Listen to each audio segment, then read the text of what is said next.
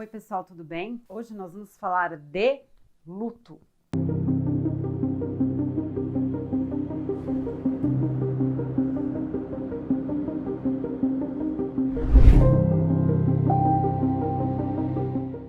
Bom pessoal, eu já tinha até gravado um outro vídeo para postar essa semana, mas eu acho que devido a todos os acontecimentos que estão rolando, eu acho que é importante a gente falar um pouquinho sobre a neurociência do luto e o que a gente pode fazer para lidar com isso.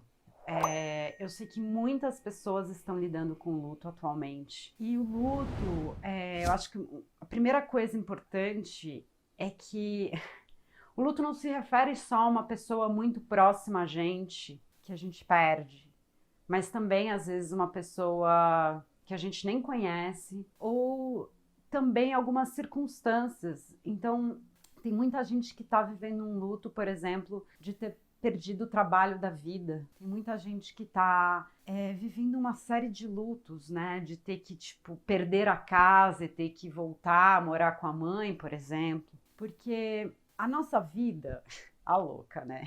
A nossa vida é uma rede, né? Em que tudo funciona, é tudo interligado, entende? Quando você está na natureza, eu acho que dá para perceber isso de uma forma mais clara.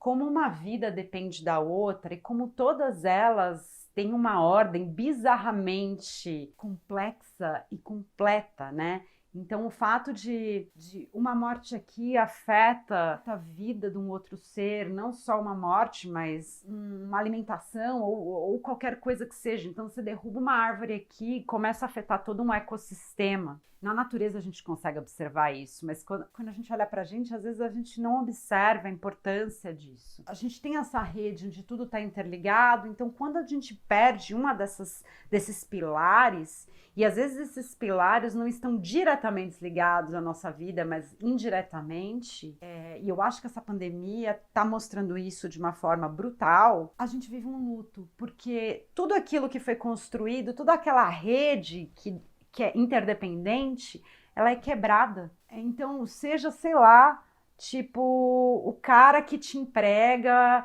ele perdeu a mãe dele, e aí ele não consegue mais trabalhar, e aí a empresa fala e você perde o emprego. Eu tô dando um exemplo aqui, mas é pra gente entender que às vezes coisas que são indiretas, que são às vezes completamente indiretas, afetam a gente de uma forma muito forte. E eu acho que isso está acontecendo. A gente está vivendo muitas mortes diárias, sejam pessoas próximas a nós ou não. Teve essa semana, por exemplo, teve uma chacina no Rio, teve um adolescente que entrou numa escola, esfaqueou crianças e professores, e teve a morte do Paulo Gustavo, que eu acho que também representa tanta coisa nessa pandemia, que realmente é meio difícil a gente ficar indiferente a tudo isso que está acontecendo. Então, eu acho que um primeiro ponto aqui é não se culpar, nem se sentir mal porque você está mais, meio redundante, mas não se sentir mal porque você está de luto por, de repente, alguém que você não conhece pessoalmente, que não faz, teoricamente, parte da sua vida, faleceu, ou está mal, ou alguma coisa assim, porque é super normal a gente ter esses sentimentos, né? Eu achei engraçado, eu perdi minha mãe há 6 meses, e ontem eu estava conversando com um amigo meu, e aí ele falou assim, tem uma amiga que perdeu a mãe de Covid, e ela tá super de boa, tá? Foi trabalhar, ela tá super reagindo bem. E aí eu me senti super lixo, assim, sabe? Eu falei, nossa, mas eu tô super mal. Não é que eu não tô conseguindo fazer as coisas e tal, mas assim, eu tenho muita dificuldade de acordar bem, assim, sabe? Meu dia, meu dia, muitas vezes eu me pego muito mal durante o dia. E aí eu me senti muito mal quando ele falou isso, que eu falei, nossa, então, sei lá, eu acho que eu sou muito péssima, assim, porque eu tô mal ainda. Pra mim afeta muito, né? Então, cada vez que eu vejo alguém postando, minha mãe vacinou, eu fico muito mal. Cada vez que alguém fala mãe, eu fico muito mal. E aqui eu tô aqui para dizer que tá tudo bem você se sentir mal. Que não existe sabe, eu acho que a gente vive numa sociedade em que que impõem tanto a produtividade, a felicidade, o conforto. Mas é normal também a gente viver o luto, a gente ficar mal, a gente não querer fazer nada em alguns momentos. Qual o problema disso se eu não estou produzindo nada? E daí que eu não tô produzindo? O que vai mudar, sabe? Eu tô no meu momento. Não tô falando de mim só especificamente. Falo de várias pessoas que vivem o luto. Porque, vamos lá, quando a gente pensa na psicologia e na neurociência, a gente fala... existe uma cientista, Elizabeth, eu não lembro o sobrenome dela, vou colocar aqui, que ela definiu o luto como 5 estágios, né? E assim, esses 5 estágios já foi bastante estudado, que não é bem assim que funciona e tudo. Mas o legal disso é que ela abriu porta para a gente falar sobre isso, para a gente falar sobre luto, para a gente ter entendimento sobre isso. E eu acho que isso é importante, porque quando a gente olha no cérebro, a gente tem uma liberação de cortisol muito forte, coisas que também acontecem quando a gente passa por ansiedade, quando a gente sofre de ansiedade e também na depressão. E eu fiz vídeos sobre esses temas, então eu vou deixar linkado aqui. Então, a gente tem uma alteração química cerebral muito forte. E isso o que vai ocasionar?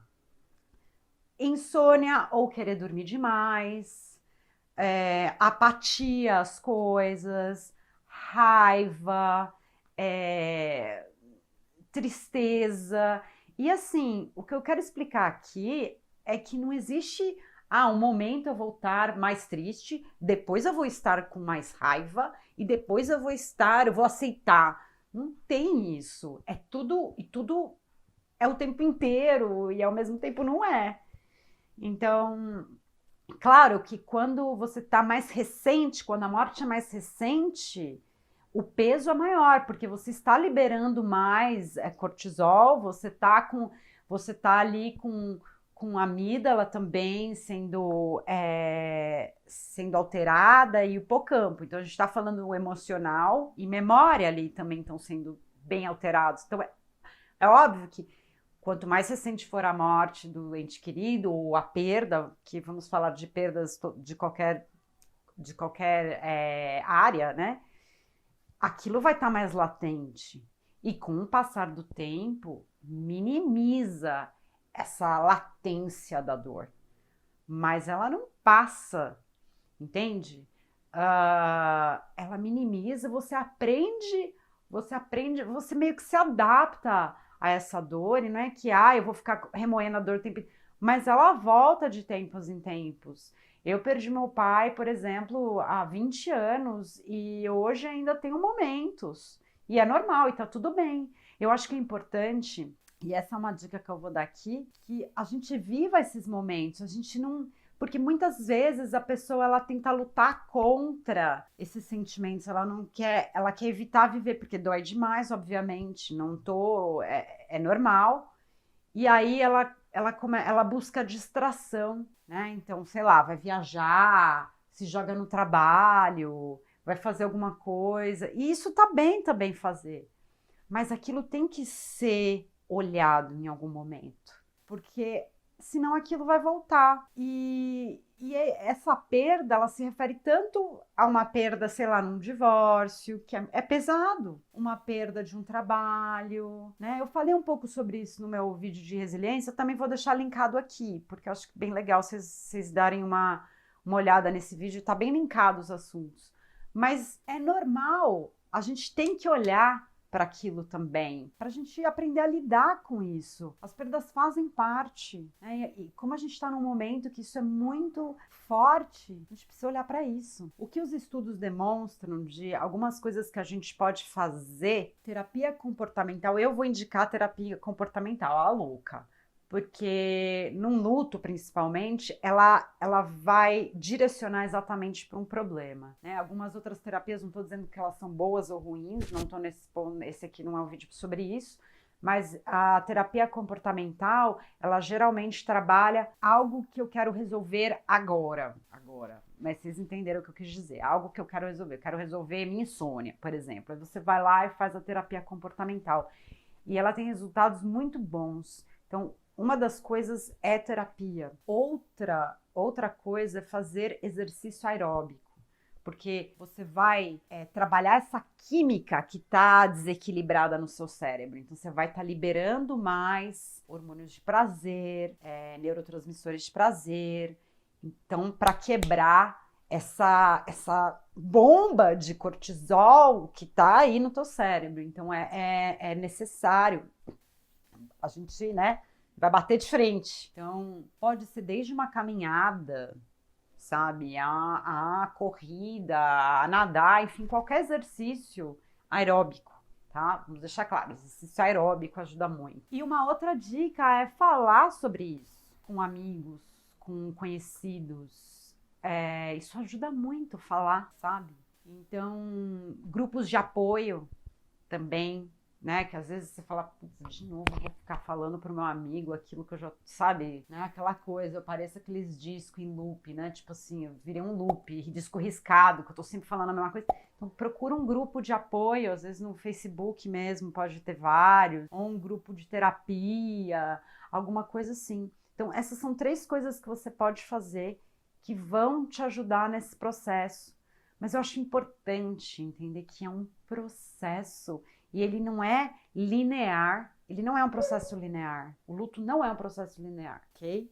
Então, você vai ter altos e baixos, que às vezes você vai achar que você tá ótimo, aí você parece que voltou, né? Sabe aquele jogo da vida, né? Que você para ali e vem a cartinha, volte 10 casas. Às vezes eu falo, gente, eu fico voltando 10 casas, sabe? Como assim?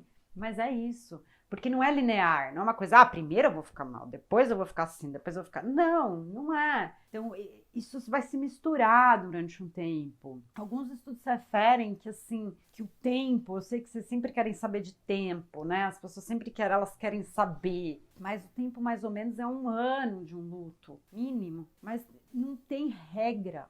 É pra vida toda. Então, é algo que tem que ser trabalhado. O importante é você trabalhar essa situação, ao invés de fugir dela. Se para você é importante fugir por um momento, tudo bem, mas volta, lida com essa situação, porque uma cura, não adianta a gente querer, né, tapar o sol com a peneira, né?